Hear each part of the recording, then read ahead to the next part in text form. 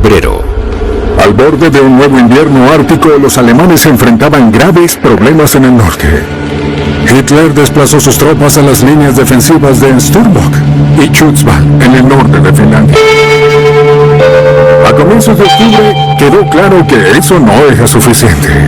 Los alemanes se enfrentaban a una retirada masiva del norte de Finlandia. Se lanzó de forma apresurada la operación Nordlicht, ya que la Unión Soviética había concentrado sus tropas en la frontera. El 3 de octubre de 1944, los alemanes en el norte recibieron la orden de lanzar la operación Nordlicht. Su objetivo era retirarse del frente de Petsamo y de otros lugares en Finlandia. Eso significaba que la mayor parte de Finlandia sería retirada y el norte de Noruega sería evacuado y se crearía una nueva línea defensiva a lo largo de la península de Lingen. Era una operación compleja y debía realizarse en invierno. Además, el ejército de 220.000 hombres tenía que marchar cientos de kilómetros de regreso a la línea de Lingen, llevando consigo medio año de suministros. Días después de que los alemanes recibieran sus nuevas órdenes de retirada, Stalin lanzó la ofensiva más grande en la historia del Ártico. Más de 100.000 soldados soviéticos avanzaron rápidamente hacia Petsamo y la zona minera donde los alemanes habían concentrado sus tropas. Uno de los principales objetivos de los soviéticos era cortar y destruir las fuerzas alemanas que defendían el área de Litsa, las mismas fuerzas que habían estado ahí durante más de 3 años.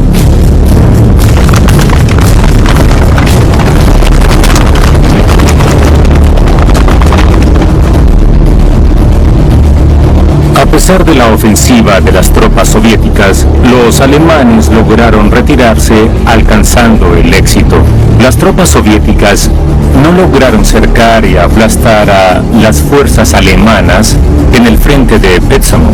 En última instancia, los soviéticos enfrentaban los mismos desafíos que los alemanes en 1941. Subestimaron las dificultades de llevar a cabo operaciones ofensivas en el Ártico sobre una tundra sin caminos.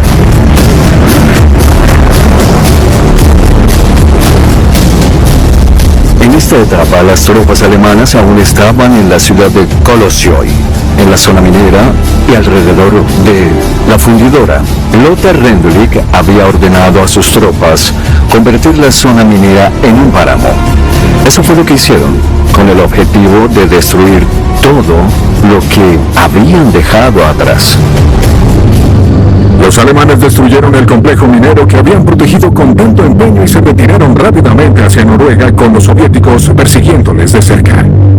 Como parte de la retirada a gran escala, Hitler ordenó la construcción de una nueva línea defensiva llamada Lingen en las montañas de Noruega. El objetivo era tener esas posiciones listas para el siguiente verano. El puente de tierra tenía solo unos 40 kilómetros de ancho, y al salir de ahí estaba la península de Lingen, con los Alpes de Lingen. Actuaba como una muralla que se adentra en el Mar del Norte. En otras palabras, la línea defensiva tenía que estar lista para cualquier cosa que el próximo verano trajera, ya fuera los soviéticos, los noruegos o los británicos. Construyeron cerca de 550 posiciones defensivas o bases que consistían en puestos de guardias simples o búnkeres. Todas estas posiciones estaban ubicadas en las montañas para defender el fiordo. Se estima que un total de 8.000 prisioneros de guerra soviéticos fueron traídos de Finnmark, Finlandia y Alemania para construir la línea Lingen. Malnitz, Noruega.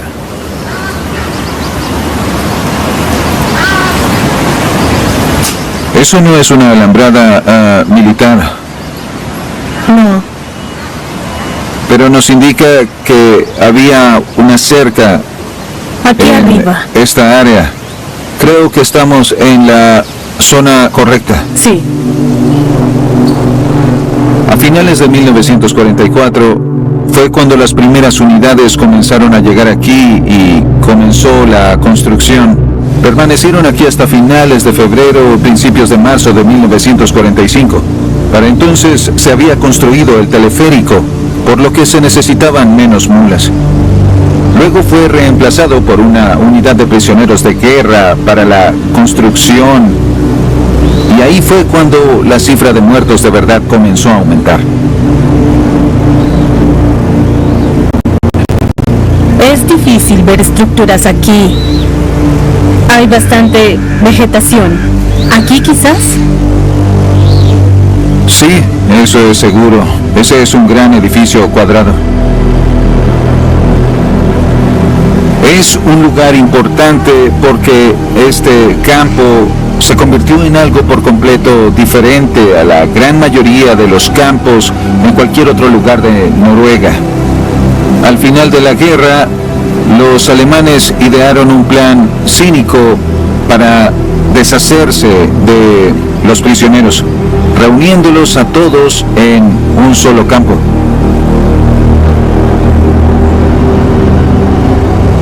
Desde acá se puede ver, e incluso con la vegetación, el contorno de un edificio cuadrado, ahí. Sí. Así que en la imagen podemos ver a dos oficiales aliados de la Comisión de Investigación de Crímenes de Guerra. Vemos al jefe de la policía noruega en Tromsø. Tropas noruegas y guardias en el fondo, junto con un intérprete alemán y, oculto en el fondo, el comandante de la 6ª División de Montaña, Josef Remold, que parecía que de verdad no quería estar ahí en absoluto. En Malnitz y Kitzbühel era diferente, porque Kitzbühel estaba enfocado en el objetivo de terminar los proyectos de trabajo, pero Malnitz era más como un campo de exterminio. Si algunos de los prisioneros se enfermaban, los enviaban a Malnitz y luego, cuando llegaban, enviaban nuevos trabajadores al campo de Kitzbühel y Gastein. Vamos a recoger nuestras mochilas y a dirigirnos hacia el valle en dirección a Kitzbühel. Sí, para ver los otros para ver campos. qué podemos observar por encima de la línea de árboles.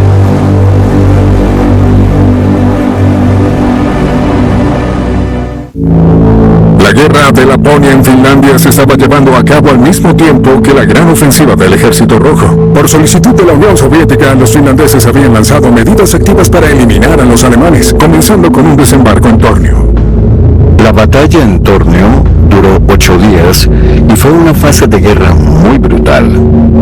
El trabajo de Finlandia era mantener a las tropas alemanas en combate mientras se retiraban hacia el norte. Las tropas soviéticas decidieron ocupar una pequeña área de Finlandia. Los registros muestran que la zona fue ocupada como una especie de garantía. La idea de esta ocupación era poder asegurarse de que los líderes militares y políticos de Finlandia realmente expulsaran a los alemanes que se encontraban en Laponia. Las actividades del ejército finlandés en Laponia beneficiaron a la Unión Soviética. Los alemanes estaban decepcionados con las actividades finlandesas y después de las batallas en Tornio se ordenó a las tropas que quemaran todos los edificios de propiedad estatal. La destrucción pronto cubrió casi todo lo que los alemanes en retirada hallaron al norte del Círculo Polar Ártico. Fueron por completo brutales en su trato hacia la propiedad. Así que los números son significativos. 18.000 edificios en Finlandia. Los alemanes destruyeron todos los puentes a lo largo de una distancia de 800 kilómetros. Destruyeron todas las centrales telefónicas y todos los edificios residenciales a lo largo de las carreteras. El pueblo Kolari fue un modelo de la frenética destrucción alemana en los centros poblados distantes del norte de Finlandia.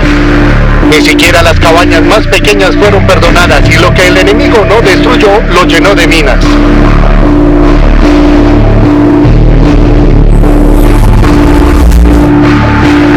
La La región de los Sami también fue destruida durante la retirada. Las tácticas de tierra quemada fueron parte de la estrategia que Alemania tenía para la guerra.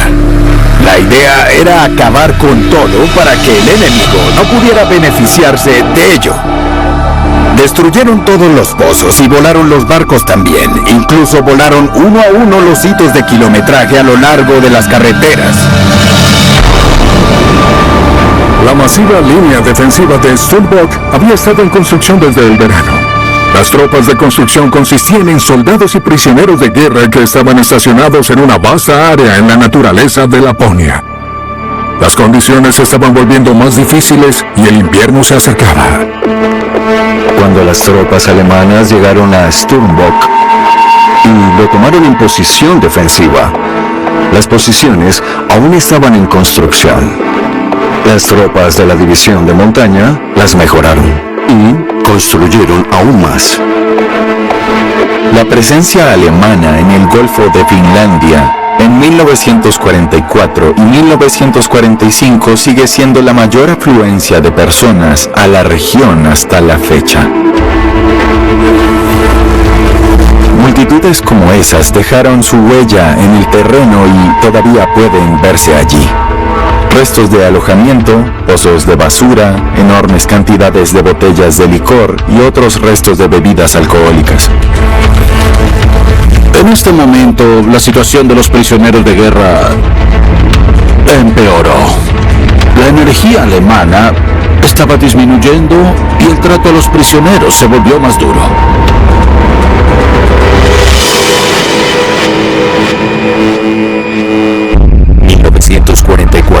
Febrero. El espacio vital disminuía para Alemania y también en otras partes de Europa. Las fuerzas aliadas llegaron a regiones como los Países Bajos, los Balcanes y la región báltica, acercándose así al corazón del territorio alemán. Al mismo tiempo, el primer ministro británico Winston Churchill logró un objetivo importante en el Ártico. Una flota de 32 bombarderos Lancaster logró hundir el acorazado Tirpitz en la costa noruega. Esa vez tuvieron señales inalámbricas de un agente noruego, Milorg, en la frontera. Eso les ayudó a guiarlos con precisión hacia el objetivo. Tuvieron suerte esta vez en el sentido de que el clima estaba despejado y lo que es más importante, no lanzaron cortinas de humo ni la Luftwaffe fue alertada lo bastante temprano para enfrentarse a los bombarderos. No hubo cortina de humo y los impactos directos se consiguieron. Volando entre 3.900 y 4.800 metros, cada Lancaster soltó una bomba sísmica de 6 toneladas.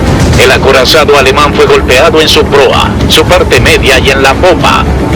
Nuestras armas fueron silenciadas y el Tirpitz quedó cubierto una vez más por el humo, esta vez por las llamas que sellaron su destino.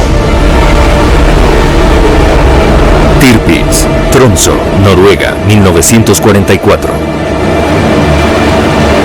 Después del exitoso ataque al Tirpitz, uno de los Lancaster tuvo que realizar un aterrizaje de emergencia en Suecia debido a una falla del motor. Banasberge, Suecia. Entonces estos son documentos históricos. Aquí está la ruta de vuelo. Sí, es justo En esta línea. Así. Tal como lo creí. Estaban en algún lugar por aquí. Desde esta parte. Es una ruta larga. Justo al este de Abisko. Así de lejos lograron volar. Y es que es sorprendente. El Tirpitz fue hundido en este ataque. Y ese fue como un clavo en el ataúd para el Tercer Reich.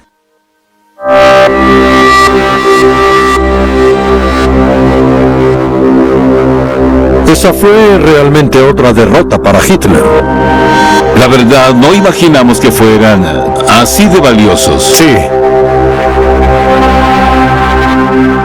Los mapas muestran la ruta del avión desde el comienzo.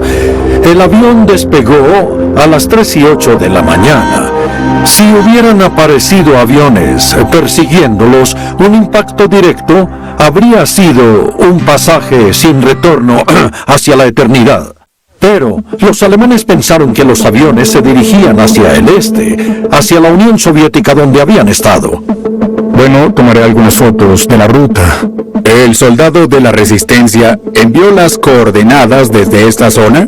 ¿O fue...? La base de Kari, ¿no? Estaba justo aquí. Un telegrafista noruego se sentaba ahí, enviando información sobre el Tirpitz. El mapa también muestra la mayoría de las rutas dentro de Suecia. Y es muy claro que estaban bastante adentrados allí. Es decir, en contra de las reglas formales de la época, porque Suecia era un país en el que no se suponía que podrían sobrevolar. Entonces, el mapa es de verdad muy raro y valioso, sobre todo para los coleccionistas ingleses. He estado siguiendo el mercado de antigüedades ahí, y cuando aparece algo de la Primera o la Segunda Guerra Mundial, los precios se disparan rápidamente. A finales del otoño de 1944 se produjo un cambio en las actividades comerciales que habían estado ocurriendo entre Suecia y Alemania. Los suecos dejaron de vender hierro a los alemanes. Las exportaciones suecas eran muy estables hasta 1944, unos 10 millones de toneladas al año. Luego de su caída dramática, la presión por parte del lado de los aliados para disminuir las exportaciones aumentó. Esto aplicaba al mineral de hierro, a la madera e incluso a los rodamientos de bola. Suecia tuvo que renunciar a su apretada agenda previa y sucumbir cada vez más.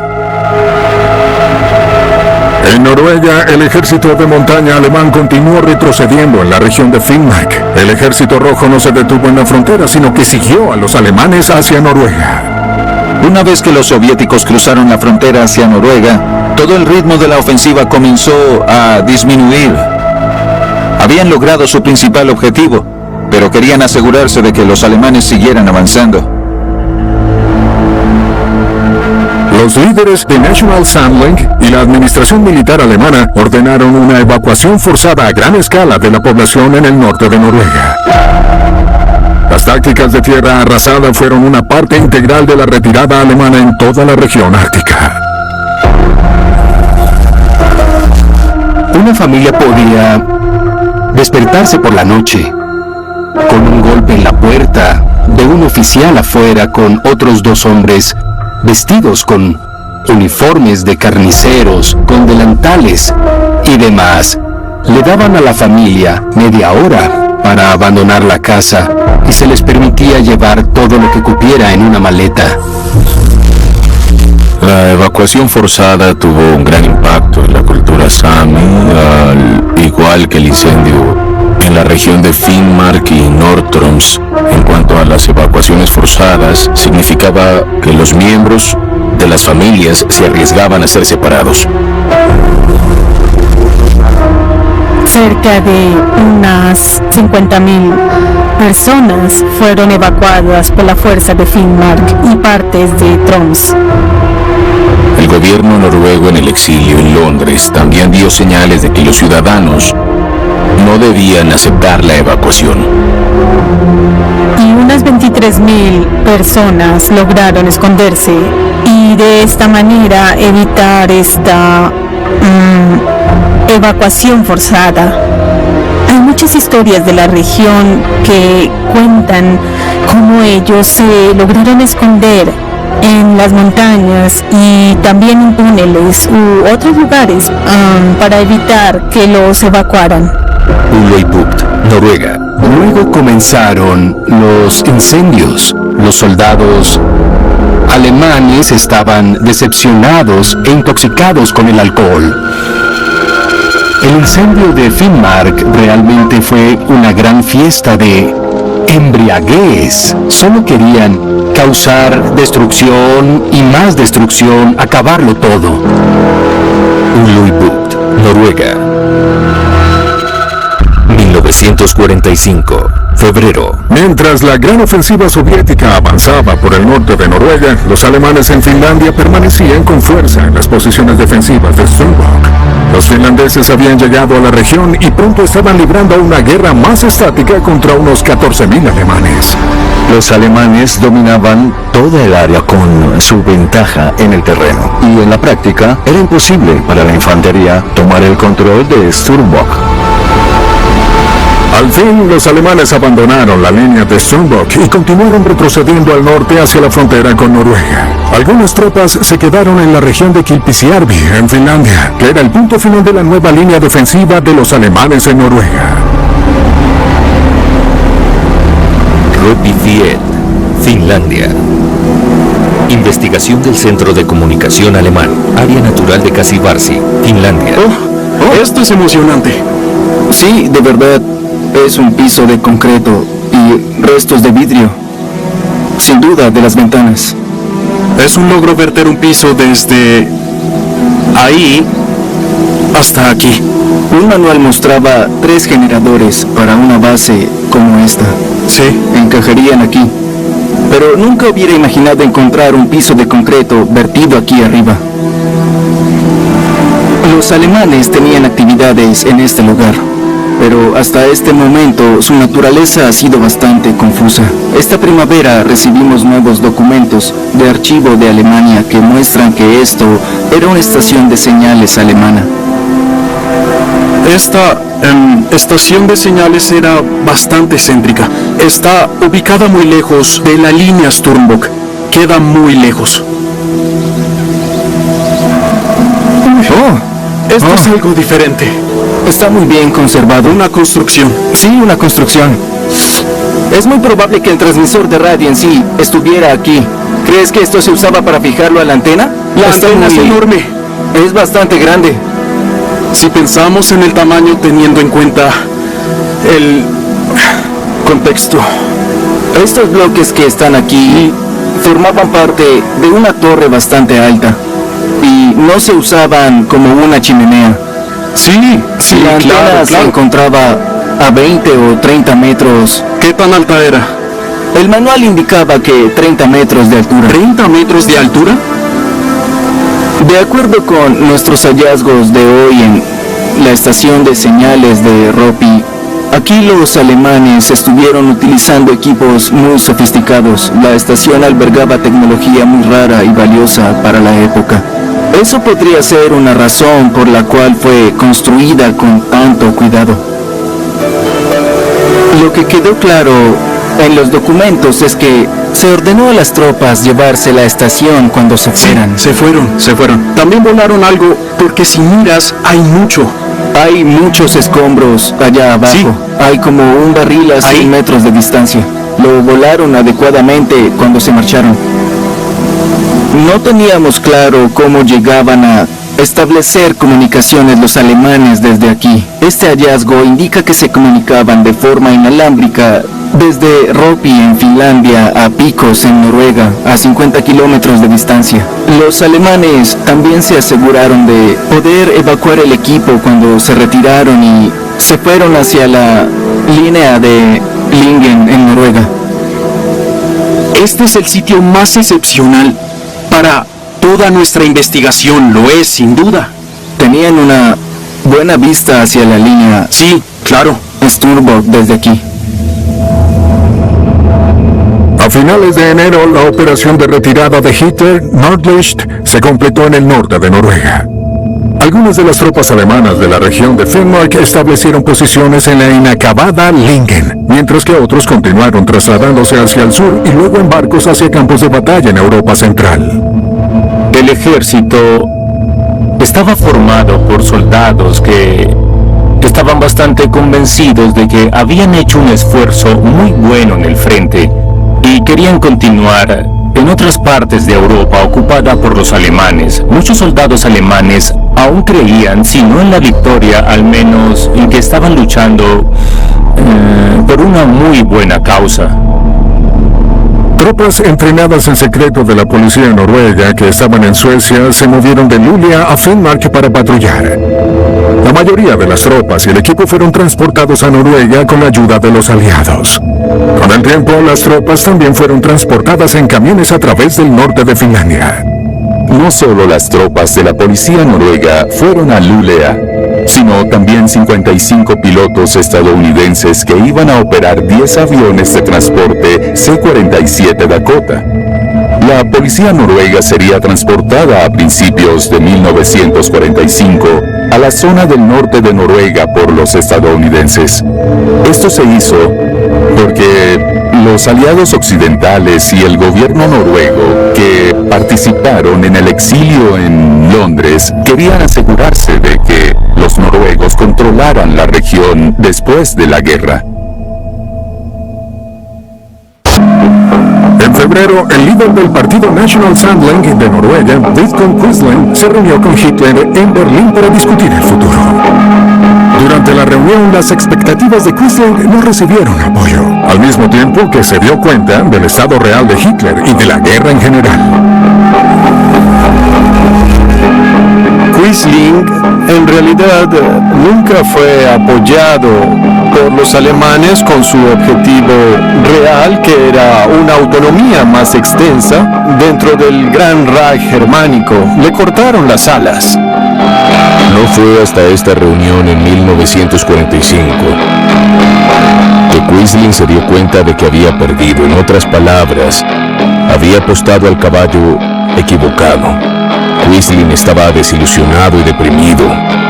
Cuando regresó para informar a sus compañeros de partido después de la reunión que tuvo con Hitler, no había nada que reportarles y, como resultado, Quisling finalmente logró comprender que en definitiva había perdido esa batalla. No había vuelta atrás.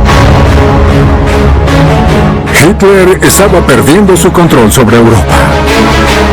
Los aliados bombardeaban Berlín y el ejército rojo avanzaba hacia Austria. A pesar de todo, Hitler continuó con sus proyectos de construcción en Noruega. En marzo del 45, Hitler ordenó que el proyecto del ferrocarril en el norte de Noruega tuviera la misma prioridad en el suministro de combustible que los buques de la Armada. Un mes después, ordenó que la construcción continuara a cualquier costo. Esto ocurrió mientras las fuerzas soviéticas ya estaban acercándose a Berlín. ¡Fuego!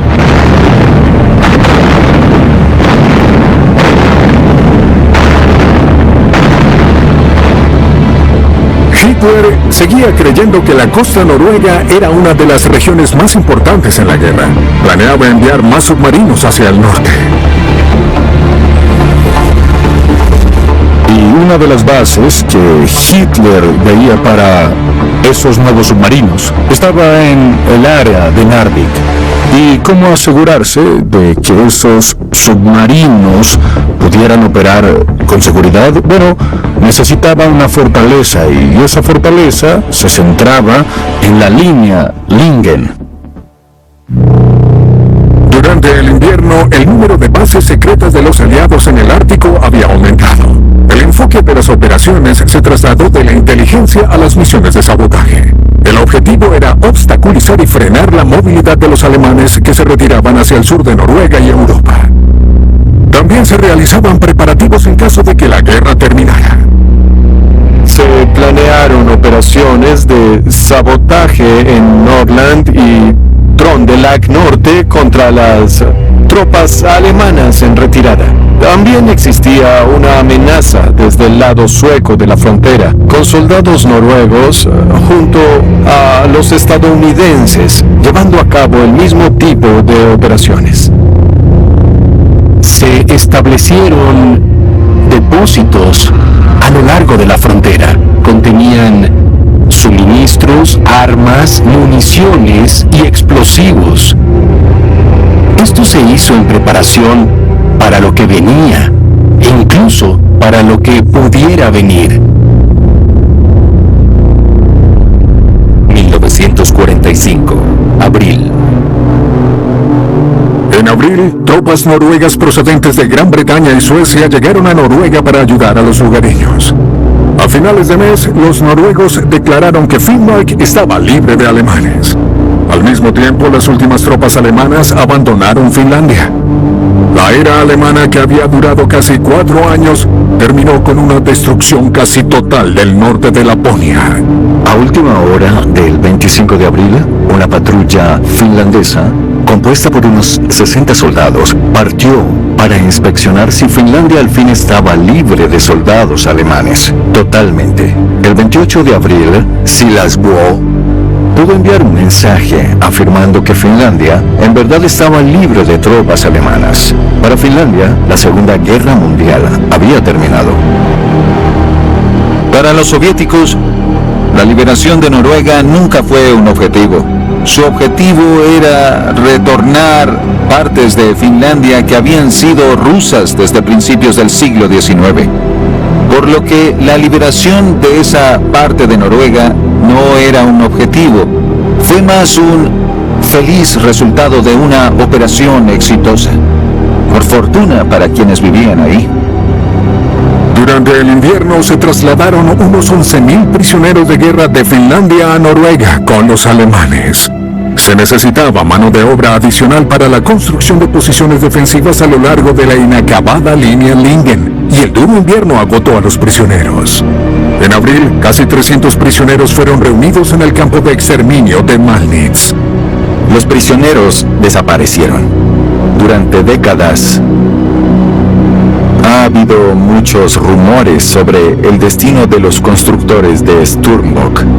Según las historias de los locales, hay fosas comunes en muchos lugares, tanto en Sturmbok como en el área de Kilpisjärvi. Muchos prisioneros murieron durante la marcha desde Finlandia y Finnmark. Como no habían camiones, tuvieron que caminar decenas de kilómetros al día, y se dio una orden separada para disparar de inmediato a aquellos que no pudieran caminar. Kitzbühel, Noruega. Investigación del campo de prisioneros de la línea Lingen. Ahora nos estamos adentrando en el área del campo de Kitzbühel, que cubre toda la zona frente a nosotros.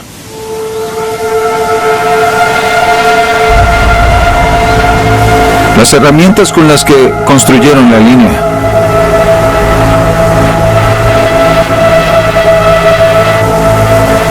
Ahora frente a nosotros puedes ver una fila completa de tiendas circulares, tiendas finlandesas que estaban construyendo.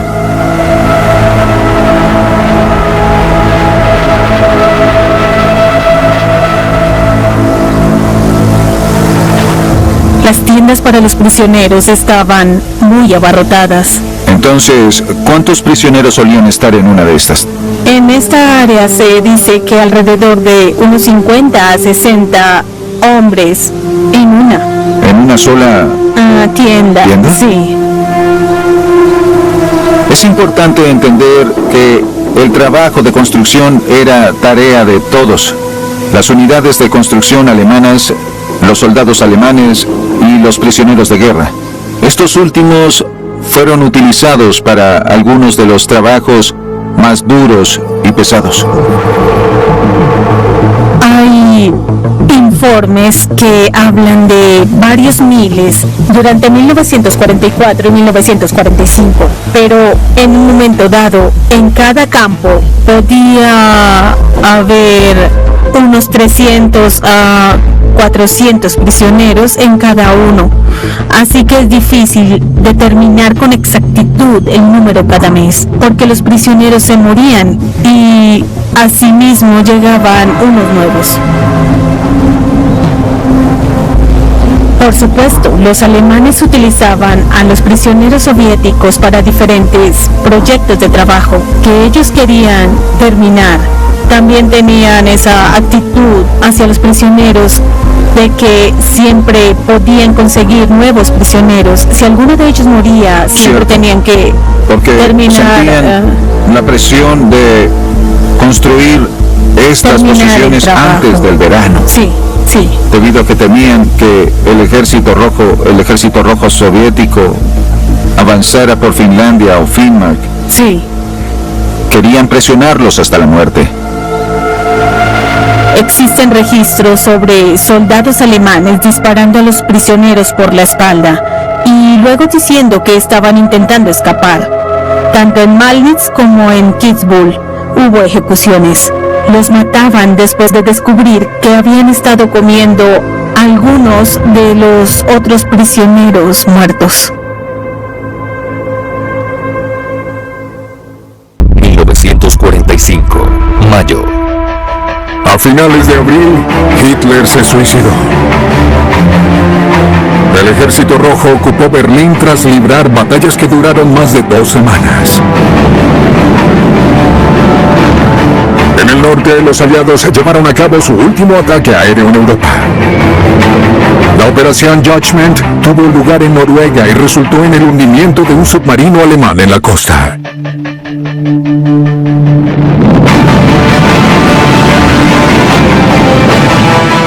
Solo unos días después, los alemanes se rindieron ante los aliados en Europa.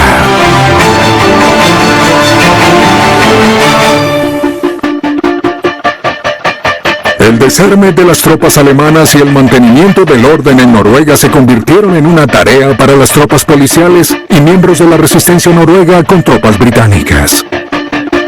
Cuando la guerra terminó en Noruega, la situación era bastante peculiar. Los aliados se enfrentaron a un verdadero desafío. Tenían que decidir cómo iban a controlar a esos 350.000 hombres y cómo iban a lidiar con ellos. Y tenían que hacerlo con recursos limitados. Aún había un gran número de alemanes armados en el país y alguien tenía que intentar tomar el control sobre ellos. Las fuerzas locales y las tropas policiales decidieron ayudar con esto, así que aseguraron el control sobre las fuerzas alemanas restantes, reuniéndolas y desarmándolas. Una de las principales tareas que se les dio al principio fue la de despejar los campos minados. Los aliados les ordenaron que despejaran sus propios campos minados, lo cual era bastante comprensible y justo. Pero sin duda, en los primeros meses, esto produjo cientos de víctimas y varios cientos de alemanes murieron durante ese trabajo tan peligroso. También comenzó la evacuación de los campos de prisioneros alemanes en Noruega. Algunos de los 77.000 prisioneros soviéticos sobrevivientes fueron transferidos en tren a Suecia durante el verano. De ahí continuaron su viaje de vuelta a la Unión Soviética. Algunos prisioneros fueron embarcados desde la costa noruega hacia puertos soviéticos en el norte. Pronto empezaron a circular historias acerca del destino de los prisioneros soviéticos repatriados. Poco después de que los primeros prisioneros fueran devueltos, llegaron informes de noruegos y británicos que seguían a los prisioneros hasta lugares como Murmansk. Se llegó a ver a los prisioneros siendo conducidos a un cobertizo en el muelle antes de escucharse disparos de ametralladoras.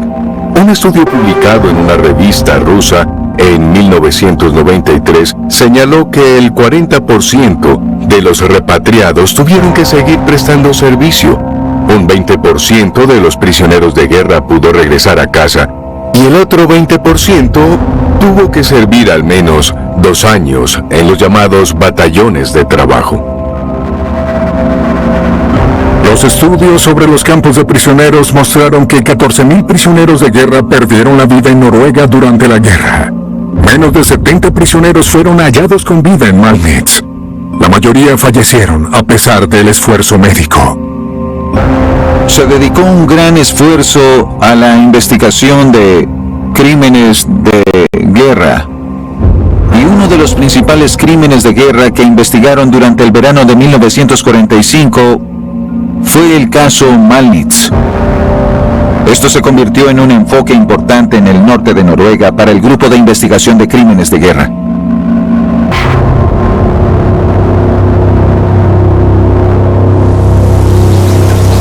Kitzbühel, Noruega. Investigación del campo de prisioneros de la línea Lingen, Noruega. Aquí tenemos una fotografía tomada en 1945, después de que se completaran las investigaciones, y se puede ver las 6 tumbas. Sí. Si miramos el terreno, se pueden ver el montículo que se levantaba allí y las líneas de tumbas allá. Exacto. Lo único que falta... ¿Las cruces? Son las cruces y los cuerpos. Sí.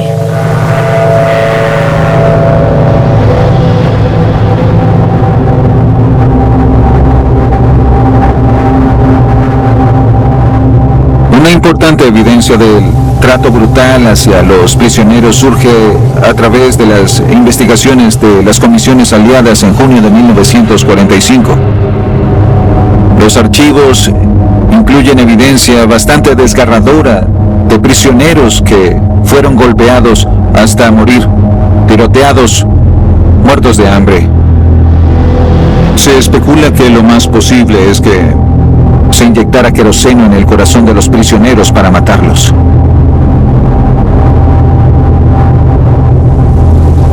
Cuando encontraron los cuerpos de los prisioneros, los reunieron y los sepultaron juntos en una sola fosa común.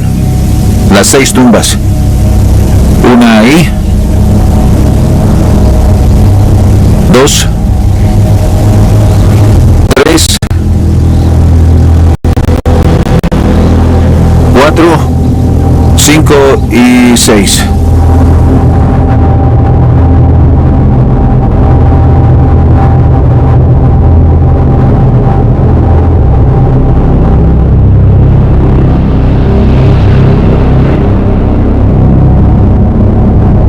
En total, alrededor de 100.000 prisioneros soviéticos fueron enviados a Noruega de 1941 a 1945 y alrededor de 14.000 de ellos murieron en Noruega. También en esta zona, al realizar exhumaciones a algunas víctimas, encontraron que hubo pruebas de canibalismo. Cierto, sí. Entre prisioneros. Sí. Esto debido a que pasaron hambre. Sí. También encontraron pequeñas piedras en los estómagos de los prisioneros fallecidos. Estaban desesperados por olvidar cuánta hambre les hacían pasar en ese momento. Sí. Sí.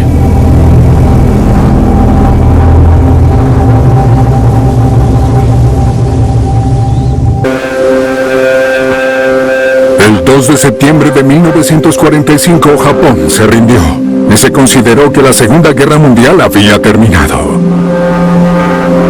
La guerra dejó marcas permanentes en las sociedades y en las personas en todo el mundo, sobre todo en la región ártica destruida que quedó en ruinas humeantes. La Segunda Guerra Mundial fue la mayor prueba en la historia de Finlandia como nación.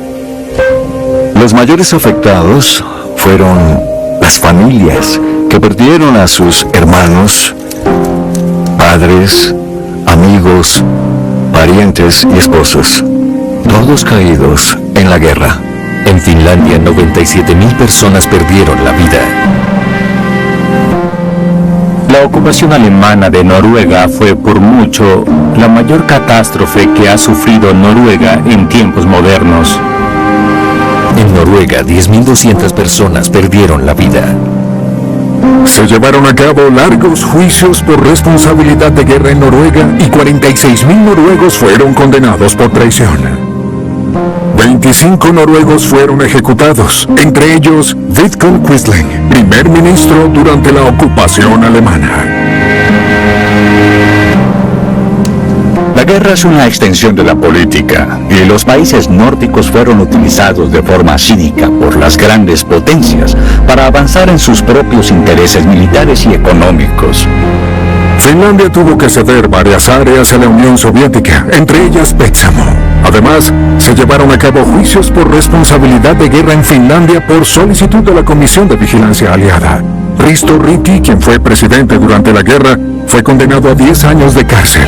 Sin embargo, pronto se le otorgó una amnistía. Finlandia tuvo que, por supuesto, pagar reparaciones de guerra, lo que frenó la reconstrucción.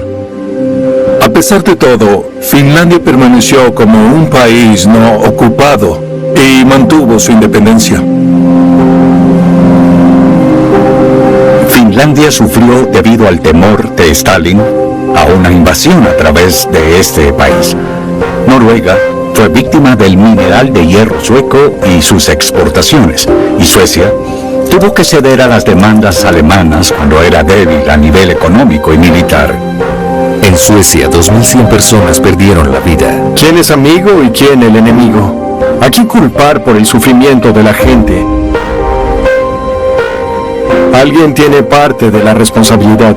Es imposible escapar a esta evaluación ética y moral.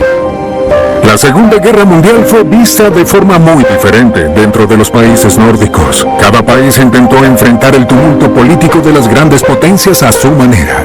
El enemigo de un país era aliado de otro. Lo que fue común entre los países fue el sufrimiento humano que causó la guerra. Personas y naciones aún pagan las consecuencias.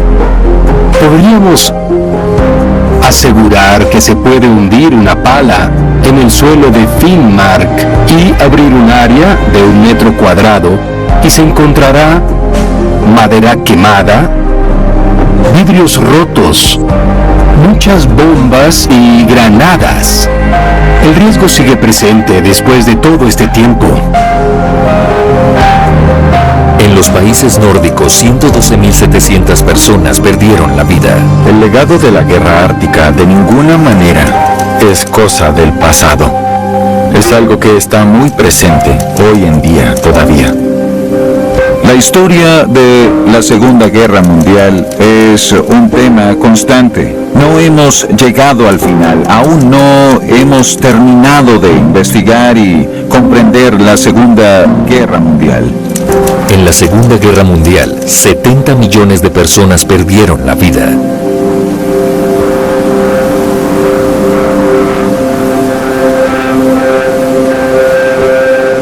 En la historia, la rendición formal de Japón, el 2 de septiembre de 1945, es vista como el fin formal de toda la Segunda Guerra Mundial.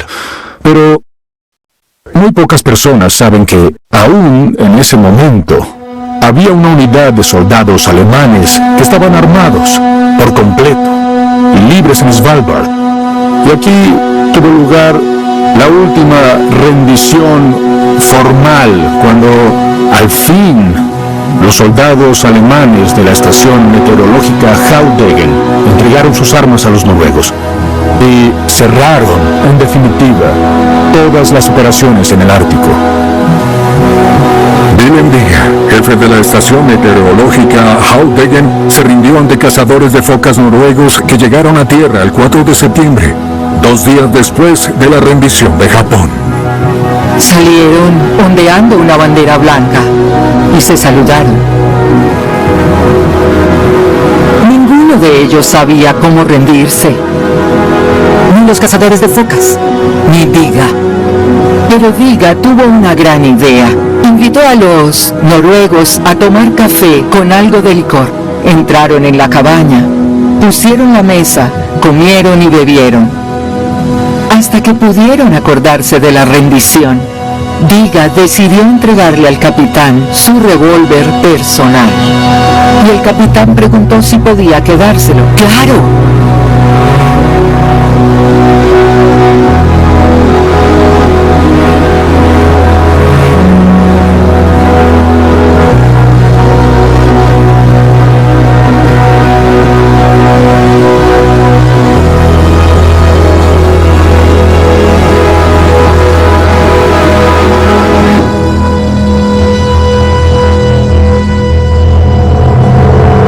Our eyes start